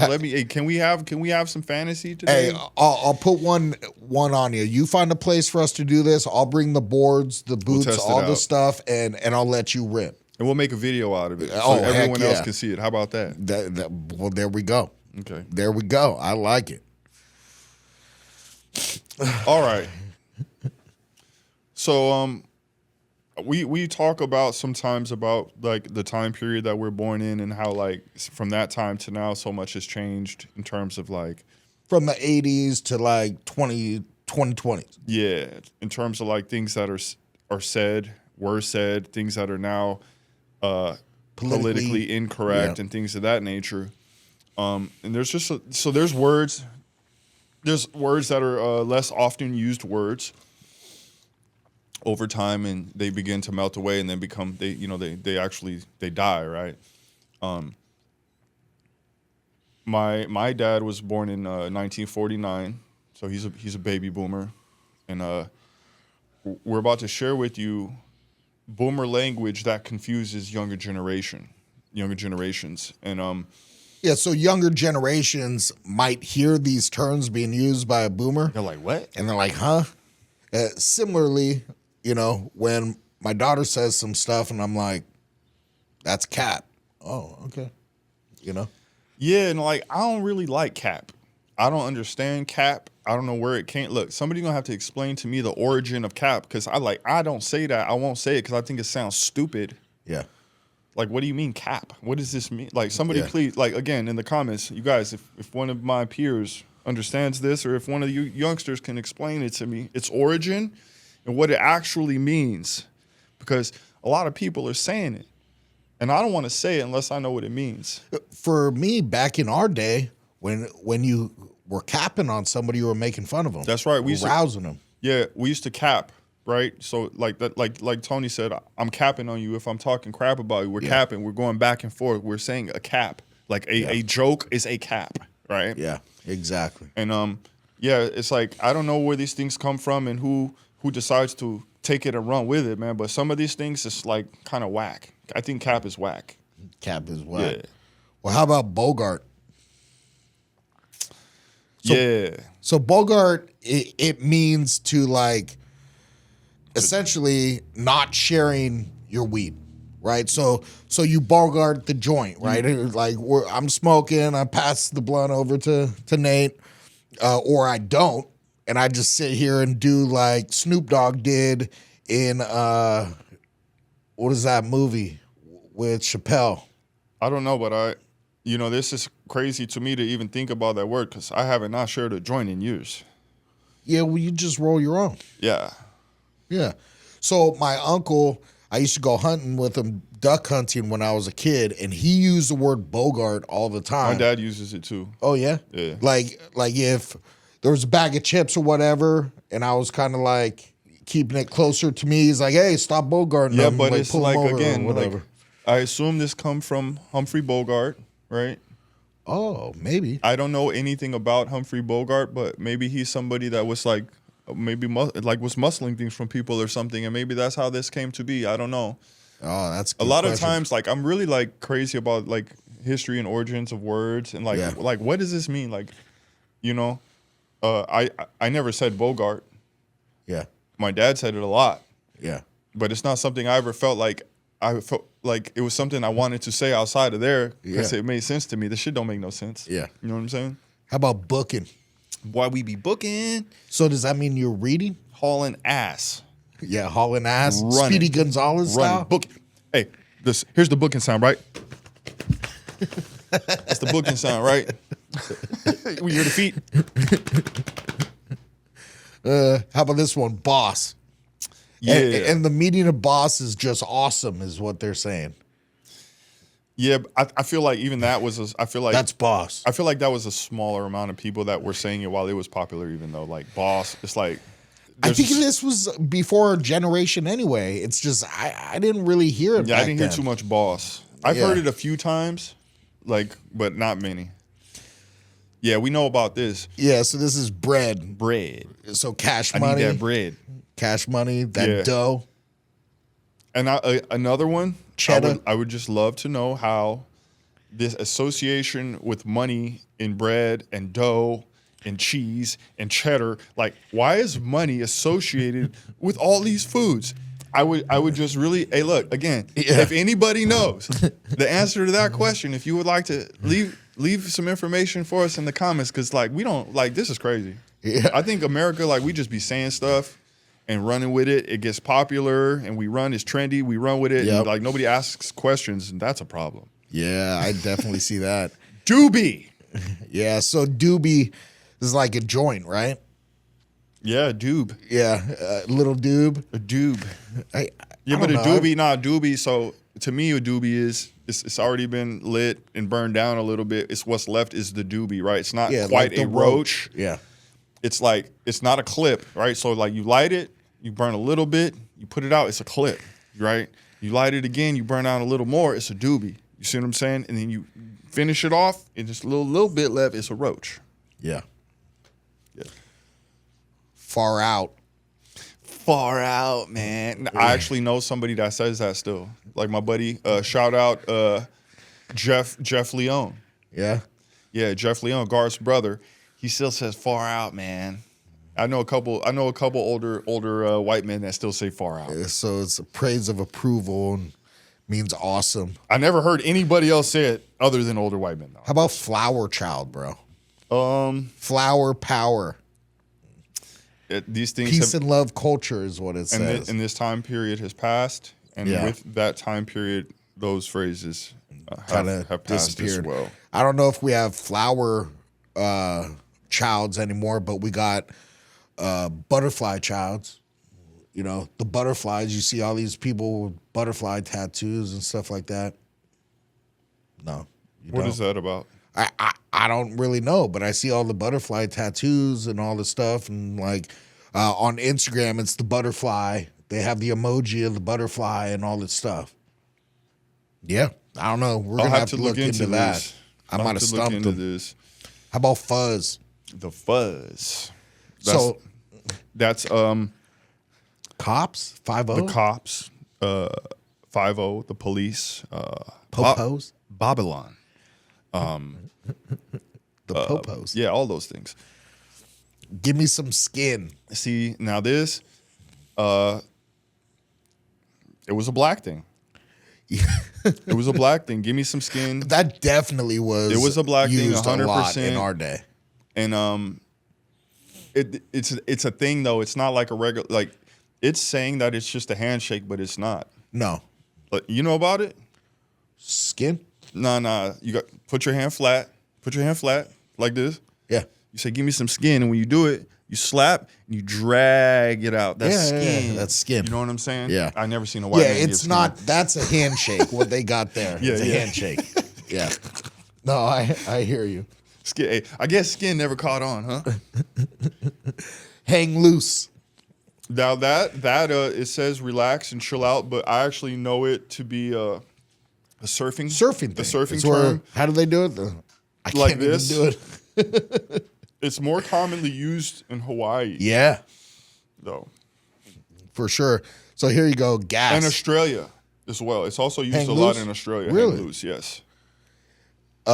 So they call gas They say it means fun and enjoyable. Oh, yeah. It was a gas. That's how they say it. It's a gas. It's a My dad gas. still says that. Yeah. Yeah. Yeah. That's a gas. Yeah. All right. I thought he was talking about weed. Like, oh, that's gas. Again, that's how people like to take things, and Yeah. Spin it. that's like like the difference between like. I figured that out. Remember we were talking about woke Yeah. and like how it started and where it ended up. I do remember some of that conversation. It just is what it is. Some will say, but like you're not gonna find too many hood black guys being like, yeah, I'm conscious or be conscious. Yeah. They're gonna be like, stay woke. Yeah. You know what I'm saying? And that's what it was before other people got a hold of it and made it into something else. Yeah, And now totally. now woke is bad for everybody. Apparently. You see what I'm saying? Yeah. But yeah. Woke is grody nowadays. That's crazy. So that's the next one is grody. Can't have nothing It's out gross, here. Hey, we right? can't have nothing out here. Yeah. Damn. Yeah. They got the oogie boogies, the EBGBs. They're grody. The grody. Hang up. That's not so, I never heard a black guy say grody. What? I never heard black men say grody, bro. Oh, come on, man. Never, bro. How about hang up? So this hang up, an inhibition, obstacle, or source of difficulty. Oh, I had a hang up. Yeah, I had a hang up. Yeah. But they call it, it's like they're saying hang up, but it's like a hang up, or it's head trip. Like mentally stimulating experience. It was a head trip, is what, because this is a 60, you know. Yeah, all of those were how do you call? Drug fueled. Yeah, drug induced Drug-induced. stimulations. Yeah. Head trips. So they was having head trips. Yeah. The next one's heavy. Right? And they're not heavy, talking about a big man. person. That's heavy, man. Yeah. Serious. It's Meaningful a serious thing. or grave. Oh, dang. That's what I'm trying to say. Is heavy. Oh, That's I heavy. say this still. Keep on trucking. I never say that. Man. Because my dad's like, so there's certain things that my dad says, and because he says it, I don't want to say them. I just don't want to sound like my dad, bro. I don't want to say keep on trucking, bro. I don't like the way it sounds when he says it, so I'm definitely not going to say it. Well, there you go. Yeah. Keep on trucking. Like, damn. How about making the scene? Means arriving at a party or an event, That's pretty dead. making a scene. Making the scene. Yeah, instead of making a scene. Making us scene ain't never going to die. No. We're making the scene. It's long gone. Yeah, for sure. For sure. Funny. Mellow's still used. Yeah. Mellow's still commonly used. Oh, this is definitely used. The munchies. Yeah. Craving snacks often after smoking marijuana. Yeah, the munchies ain't going nowhere either. Nope. It's gonna be there forever. Yeah, they ain't never going to change that word either. Especially when the munchie snobs are out there. It seems like a lot of this article is based around weed, hippie stuff, psychedelics. Well, that was that time period. That's what was happening during that time period. There was war. There was war happening. So all that stuff was happening at that time period, but it was also way more illegal than it is now. No, incorrect. Smoking weed wasn't illegal back then? It was illegal already. There. So let me That's what I'm saying. let me educate you. It's a lot more legal now. Yes. Yeah. So, back then they had just come off of the just maybe 20 years had gone by, the prohibition of alcohol, Yeah. and then that's wonderful to the country, and then we're in war, Yeah. and that was that time, that movement, that like this country is young already, still young, but at that time even younger. And that, the fright of war and, the humanity of it all, and everybody wanted, just wanted peace and love, and, being mellow and smoking weed and taking all these other things was a part of that. Yeah. That's just what that was. But it was still illegal Highly. during that time. Extremely. Extremely, right? Yeah. So at that time, people were getting 20, 30, 40 years for weed, bro. That's what I was. Yeah, thinking. yeah. No, yeah, they were putting people away for weed for a very long time, man. So even though the 60s was common culture and hippies, it was and all illegal this to stuff, burn sage in the United States until the 70s. wow. You see what I'm saying? That's because they had the fright of not understanding why the Native Americans burned sage, so they thought it was devilish because it was not what they know. And now science says burning sage sanitizes the air. Yeah. They've been told you that, Yeah. you know? But that was a necessary thing for them to do, to demonize people and to do what they thought they had to do, so. It's unfortunate that that stuff happens Bro, it's a lot of it, bro. because it seems like a lot of the next generations don't get to it like our ancestral wisdom goes away because of those kind of things happening. Yeah, I'd say that's right. Last one here is out of sight. Out of sight, man. Yeah. Out of sight. It's funny because every time you're saying it, it's like That's you're how they high. say it. That's how they be saying it. That's Yeah. how they would say it. It seems like that's when people say these things too. When yeah. they just zooted. I'm thinking of Dazed and Confused, that movie. Oh, I love that movie. Yeah, it's a good That's movie. Matthew McConaughey. Yeah. That's young Matthew McConaughey. Yeah. Yeah. He was firing that. Yeah, man. Wasn't he like a weirdo though? He was He was the like an pedophile dude. Yeah, he was like an older guy that was trying to get at high school girls still. Weirdo. Exactly. Yeah, But that was Totally. like normal. it was normal. And like, yeah, Crazy. Exactly. It's still normal in Nevada. In Nevada, what age of consent is 16? I think. It's crazy, right? Yeah. It's not a good. Yeah, that's right. Yeah. Yeah, like I See you can't- later, alligator. That's cool. After a while, that's crocodile. cool because that's kid stuff. That's stuff you do with kids. You know, you hit them with the, what the one you said? See you later, alligator. After a while, crocodile. Toodaloo, kangaroo. Blow a kiss, jellyfish. And there's like 5 of them, right? There's Yeah. like a bunch of them. That's cool. But my dad is one of those people that when he catches something that's trendy, when it happens, he holds on to it forever and runs with it, Yeah. no matter what. Yeah. And that's fine if you like it that much. But my dad's 75 years old, still saying, see ya, wouldn't want to be ya. Like he's Wesley Snipes and White Man Can't Trump. And you know what else he still, dude? Do you remember the movie The Golden Child? Yeah, of course. Okay. Do you remember the hat that Eddie Murphy wore in that movie? It was like an African hat, but it was like black yeah. leather. Yeah. My dad still wears that hat to this day.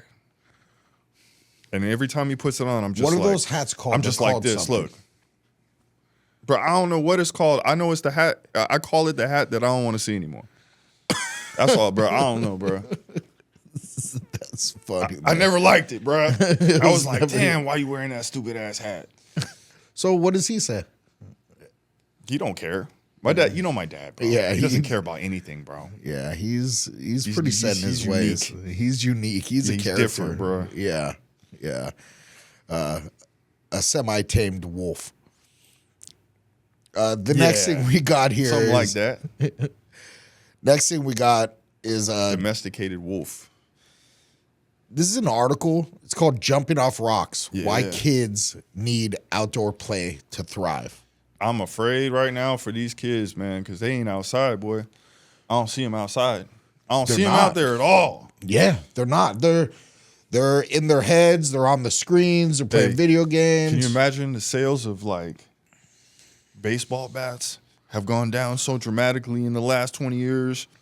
The sales of like all these sports items and like certain things that's like for physical play. I imagine like they had to like turn that down a little bit. I'd like to see the numbers on that. I'm very curious yeah, to that. because I think baseball It has to have for has kids to be an it's impact. still rolling. There's way more kids. There's way more people. Parents are.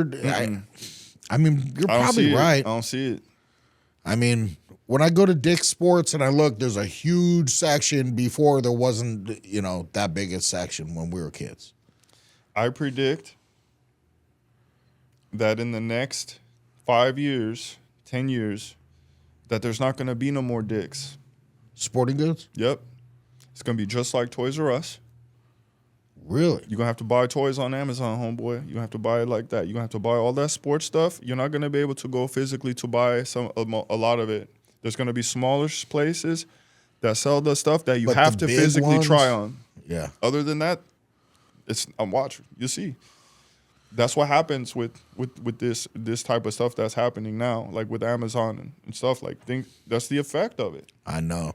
It's sad in a way. The Because- experience of going with your kid to buy a baseball bat or something. Or a toy store, though. Letting your kid oh, pick a yeah. toy in the toy. Totally. Toys R Us. You remember going in there when we It were was kids? the best. Bruh, so for you kids that don't know, Toys R Us was just like a warehouse full of toys. Yeah. The aisles were stupid long, and they had every toy that was out in the store right Yep. now. And like, y'all will never experience that, and that's sad to me, and I'm sorry for that, man. You know, because I don't know if it's our generation or like one up from us. They care so much about convenience, Yeah. you know, and it's like, dude, that's lazy, bro. There's a fine line between convenience and lazy, And lazy. and I think the line is quite blurred at this point. Oh, yeah.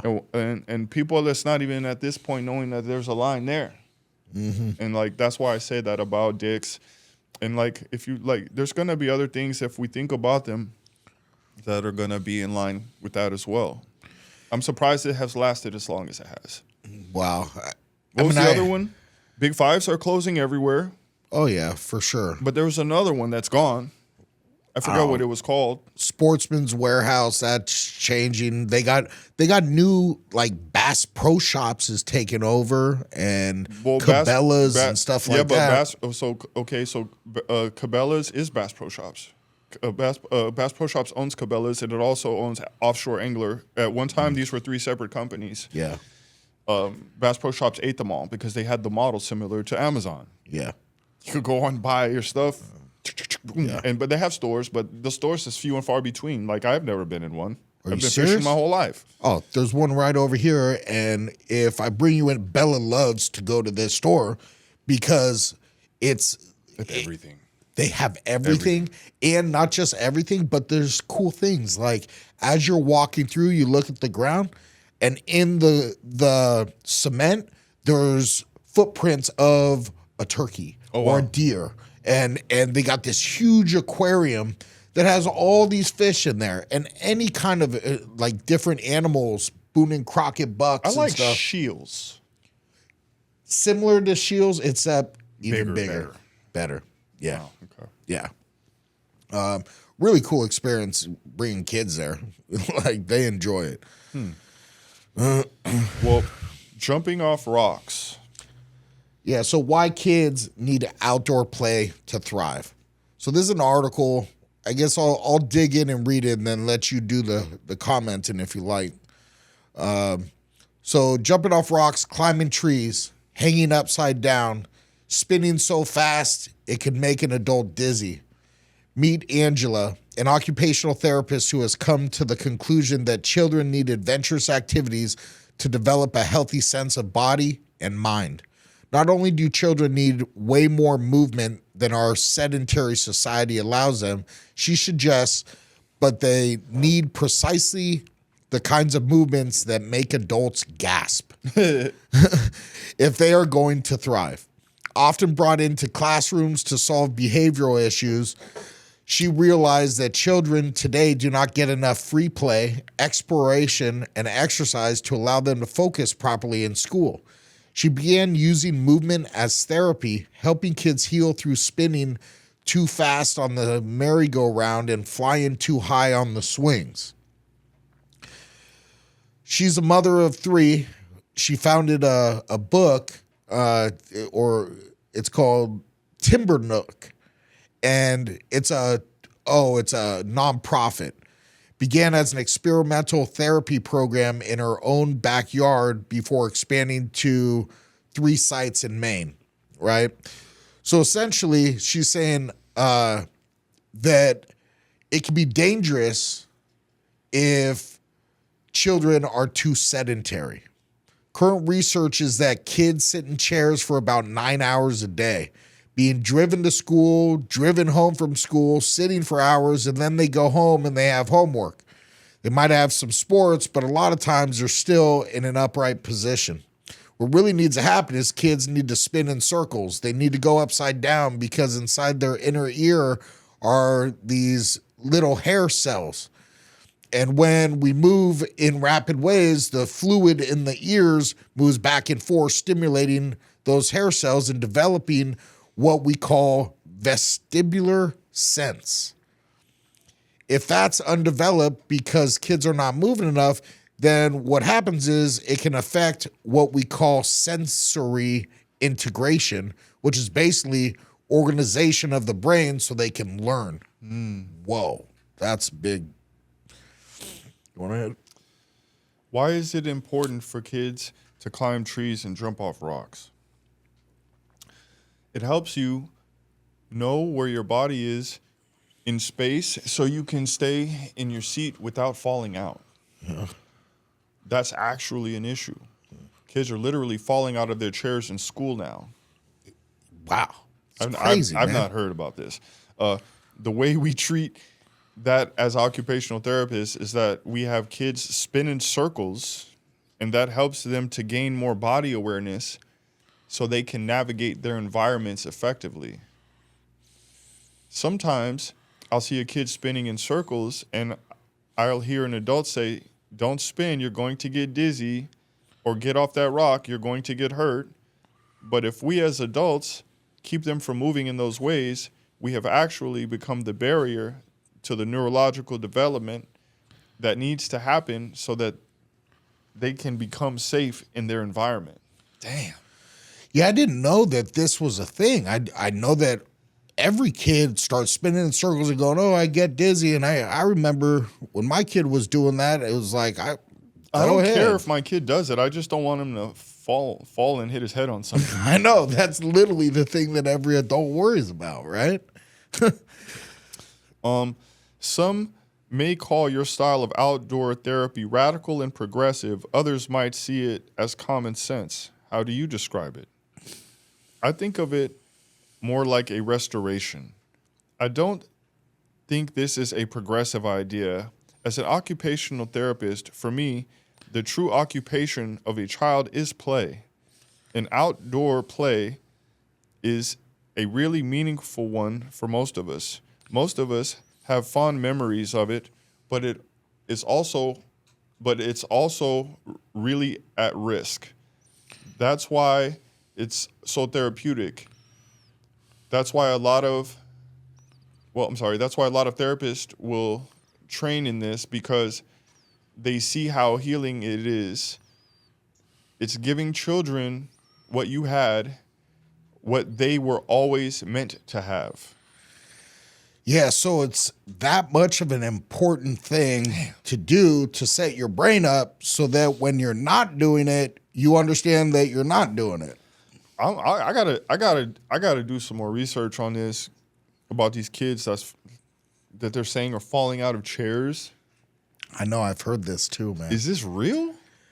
Yeah, I mean, could you imagine if a kid never really played and they just sat there in front of a screen and they lived their life like that from a kid, that they won't have the balance? I don't know, dude. I mean, When they're sitting in front of their screen, they got balance. When they're sitting on their butt, I don't know, bro.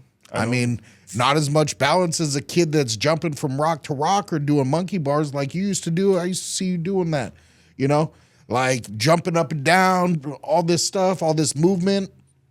I don't know. There might be something to it, man. Definitely gonna have to read into this. So it's actually a very traditional approach as opposed to something radical. Yes, we're just trying to protect a tradition. We're saying you can't touch this.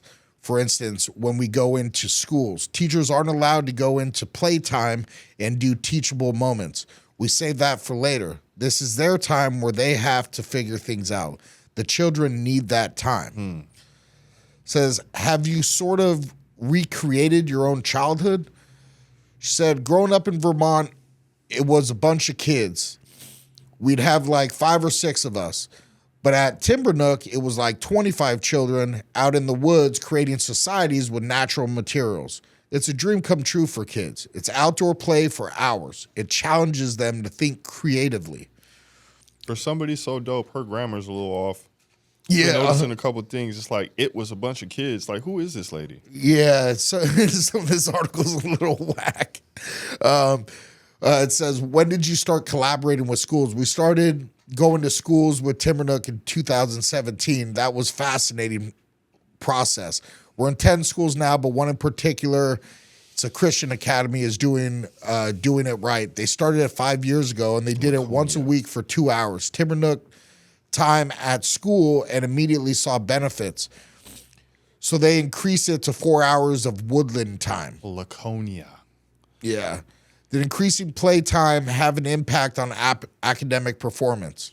During the pandemic, they saw no change in academics. If anything, they saw an increase. The headmaster said we're seeing joy, we're seeing kids more resilient, stronger, and able to figure out their own problems. Mm-hmm. So that's been really interesting. We're researching that now with the University of New Hampshire on how it's changing the culture of schools. That study is just starting, but it's really going to be fascinating because I think it's time to rethink what we're doing in schools. So that's something that's a big topic nowadays, is happening. What's happening in schools and what kids are doing. I gotta say, I got a kid that's now first year in high school. She's a freshman. She works so hard. I mean, literally up early in the morning to be at school. She's at school for 8 hours, does work all the time at school. She goes to sports, then she comes home, it's homework, and then it's time to bed, basically. It's like there is no time for anything else in reality. She has such a stringent schedule with homework, schoolwork, all this stuff. How necessary is all this? I don't know, man. You know? This is a crazy thing, is the stuff that she spends so much time on for her advanced like writing class. I don't know. I could have ChatGPT create that article in literally 2 minutes. Like, say, of all the things that we studied in school, man, like how many of them are applicable right now? To be honest, I don't know that I use that much of what I learned in and it's like grade school. It was about getting to know other people, being able to learn, like the process of learning and studying. I think that was a thing. But I also see that the whole, you got to learn to take a test. Then teach me the process and let me learn what I want to learn. Yeah. You know what I'm saying? Like, don't be like selective about what you want to show us. So we're going to have to go out and re-educate ourselves anyway. That's what's happening. That's what's happening. That's what happened to me. I had to go out into the world and figure out what real history was, what certain stuff was real and what was not. You know what I mean? Yeah. Even like social studies, it's like you can learn some good stuff from social studies, about culture and about observing it and things like this. But you also have to be careful with social studies too. You know what I'm saying? It's like, I don't know, man. I feel like the way that they have everything set up in the curriculum, it's not. I don't feel like it's in the best interest for the kids by way of functionality, by way of actual production, by way of what they're going to be able to do after they get done with school. Yeah. So it's also children are going through adolescence, right? So each year they get older, they're developing different pieces of their brain, their body, and different skills. Social skills is definitely one of them, right? Yeah. So I think it's important that they go through these different stages amongst their peers like we did. Yeah. I think that's really important because, that social aspect of what happens later on in life, you get to learn those things earlier, hopefully. I know that there's a lot of people that they're starting now as a huge uprise in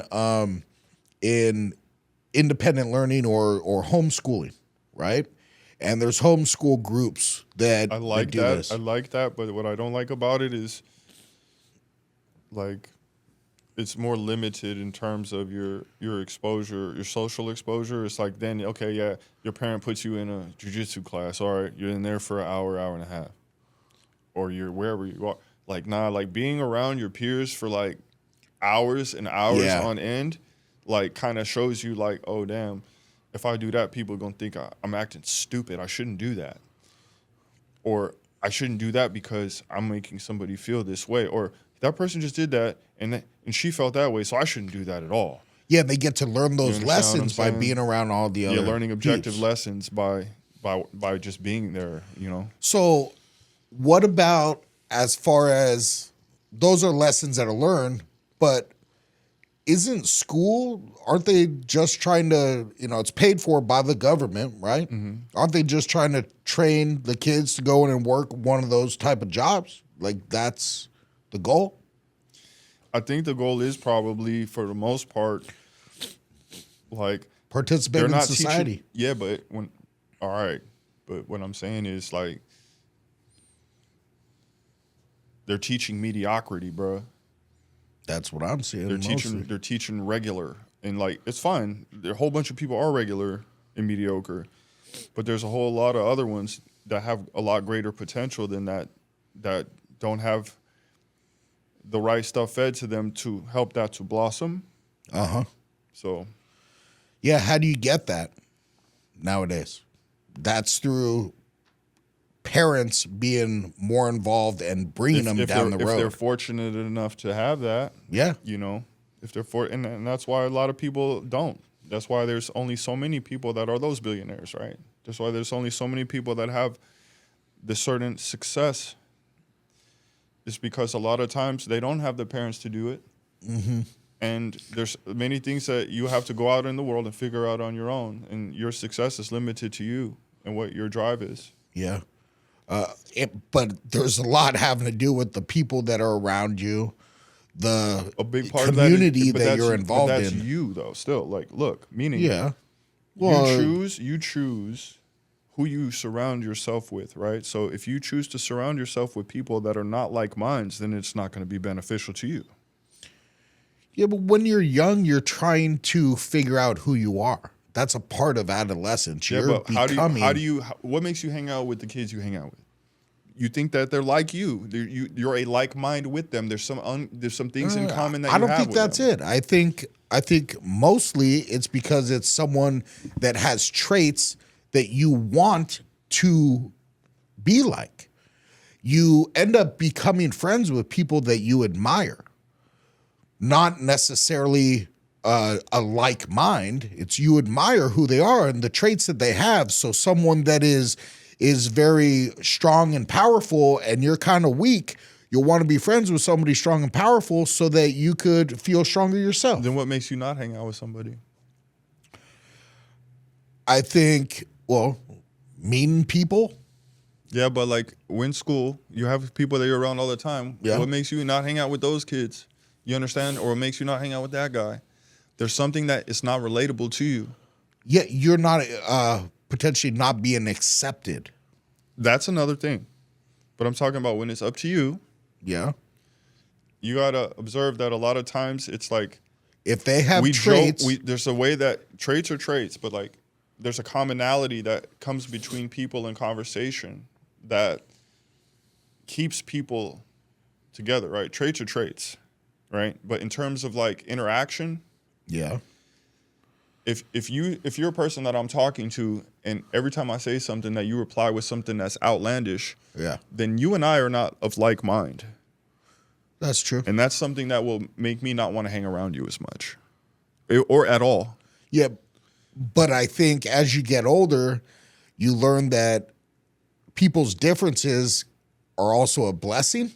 Oh, yeah. And if you have an open mind, then you can see, oh, this person that I kept on looking at was outlandish. Mm-hmm. Once I started understanding That's them, right. That's right. now I can appreciate where they come from and why the stuff that they were saying before that I used to think was so outlandish. Oh, for them, I get now I get it. Yeah, makes And, sense. and I think that, especially in today's world with the kids, man, these kids are under a lot of pressure.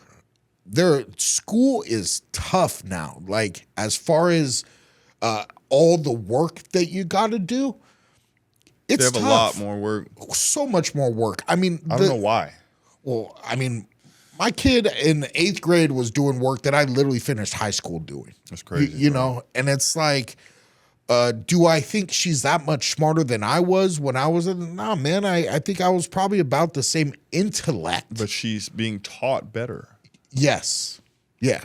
And some of that is because of how I've been an influence on her. And the other thing is how things in school have evolved and luckily she, was in a great schools. I feel like it just was the time and just what people thought was right. But like when we were in school, like there was only one way to do math.